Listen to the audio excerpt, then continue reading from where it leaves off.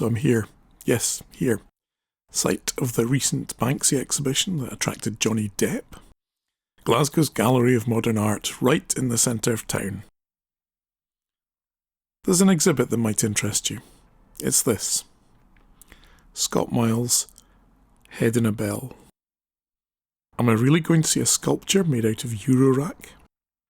What it is it's a set of modules donated by Eurorack synthesizer manufacturers from different countries. They're calling it a social sculpture. At the end of the show, and it has ended, Scott Myles will donate the entire instrument to Gloss, the Glasgow Library of Synthesised Sound, the UK's first electronic musical instrument library. It's at gloss.scot. I'll put a link below. Maybe we'll hear more about it in the future.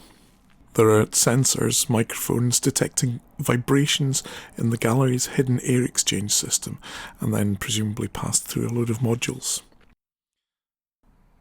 First time I visited, it was closed, broken. But the very helpful people at the gallery emailed me when it was fixed, so I'm back again. What's it like?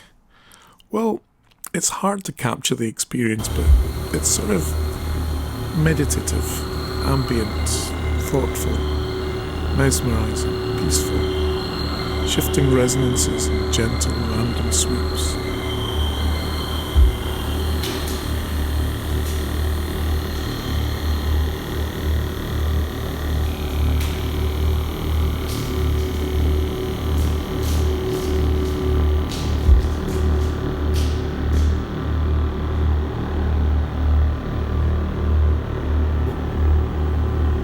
I liked it. It stayed longer than I expected.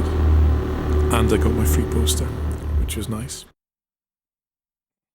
I once attended a gig at an underground nuclear bunker in Fife. Among the artists, Disinformation's National Grid was playing. More of an art installation than a performance. It's based on the electric waves from our AC mains electricity playing out on a speaker. Yes, mainly a buzzy hum, but interesting to hear tiny fluctuations. Sure, it's not going to be your main listening pleasure, but it is interesting. I mean, I've got Merzbow tracks that are not unlike this. I think we should pay attention to the sounds of our machinery and circuits and environment. I think we should be interested in the hidden sounds around us. John Cage famously wrote a piece of music that was 273 seconds long. It can be played by any size of ensemble, from solo piano to full orchestra, and the musicians are instructed to play nothing.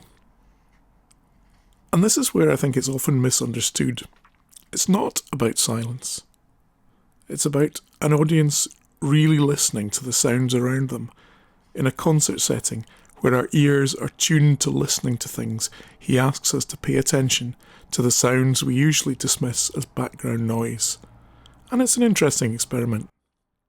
Recently, because some manufacturers insist on those horrible MIDI TRS connections, I accidentally plugged in a MIDI signal to an audio input. Heard a rhythmic digital buzz. Annoying in the moment, but I've made a note to try it again, take it a bit further. Watch this space, as they say.